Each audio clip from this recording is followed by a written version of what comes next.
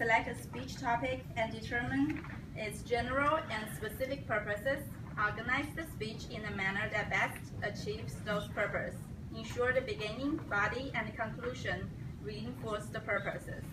Project sincerity and conviction.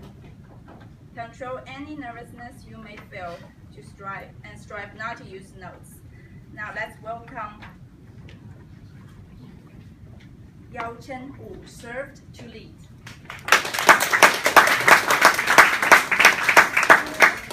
Good morning. Good morning. So, my speech entitled is "Serve to Lead." So, I would consider "serve to lead" is the new definition of leadership of this century. We all serve as leaders in our lives, in our families, in our jobs, in our communities.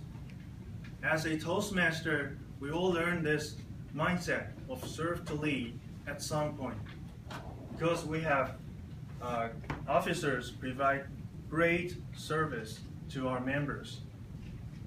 And today, what I'd like to do for you is to identify the difference between the leadership today and the leadership many hundreds of years ago. So, why would I say serve to lead? Because everybody who can serve, who can lead. For hundreds of years ago, great leaders are from chief of the tribes, kings, great generals, great warriors.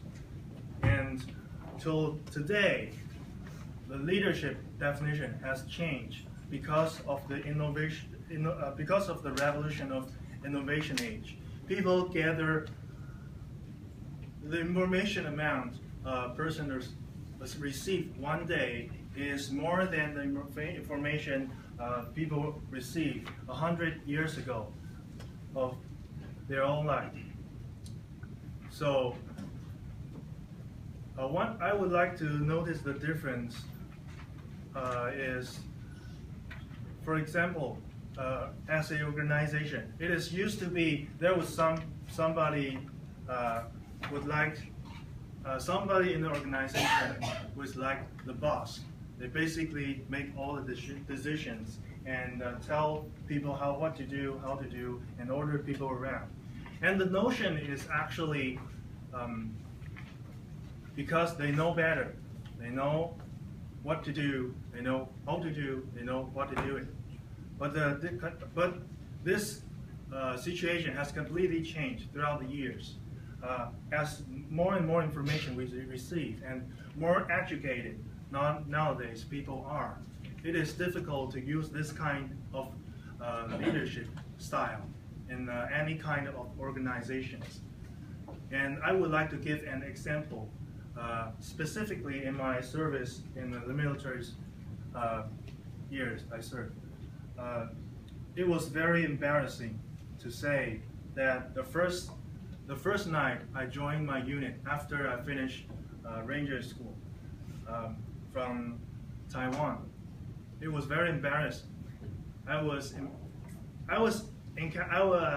met my captain, my troop commander, the first time, and he interviewed me briefly, and he asked me some questions. He's viewing my performance report for Ranger School. He asked me, what would you expect me, what would I expect from you? And I would say, I'm a Ranger, and I'm a new ranked officer. I can do what you told me to do. I can do CQB, close quarter combat. I know how to do all kinds of warfare, training, survival skills, and he told me, I don't give a shit. That's not important. What can you do for me? Why should I take you? And I was shocked. I don't know how to answer him, the question. Because all I know is the thing I learned from the training, how to do CQBs, how to survive, how to teach my subordinate how to use their weapons. I was never asked this kind of question.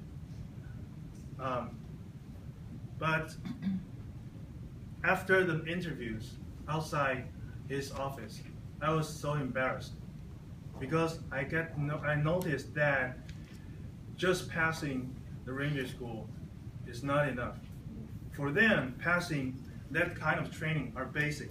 Passing are just failure. You can't try to make it through this frequently deployed unit by just passing the basic fundamentals. You have to find your way to fit in. That means I need to find my way to serve in this unit. And for me, as a platoon leader, to serve means I have to serve my superior, my captain, and I have to serve my subordinate, my troops. This is a difficult job for me because I've never asked to do this kind of performance before. So I asked myself 4 questions. The first one is the very important one, to identify who am I serving. And as I mentioned before, I serve my subordinate and my superior. So I have to find a way to serve my captain and my troops. The second question is, how can I best serve? Because everybody knows almost everything. I'm literally not a special guy, and many of those guys in the Rangers stayed in the range. They've earned the rank of Rangers longer than the time I've been in the Army. So I have to find my unique contribution. Fortunately, I received medical training when I was in college. So I was qualified to do combat medic instructors during the training or deployment with my troops. And the next level of the question to ask is, how can I serve in a unique way? How can I differentiate myself from other senior officers and those beast-like soldiers? They can perform well better than I do. And actually I found it because I'm good at English and I am actually a small arms specialist. How I find my way to contribute is to translate those technical documents from our allied countries, like the US training manuals. So I find a way to translate those lessons to our troops. And the final question is, am I getting better every day? This is the most essential, because if you're not getting better, you won't stay long enough to survive. So remember, the leadership is to serve. If you can't serve, you won't survive. You can serve. You know how to serve. Become a servant to your people. You will stand before kings and not average people. Thank you.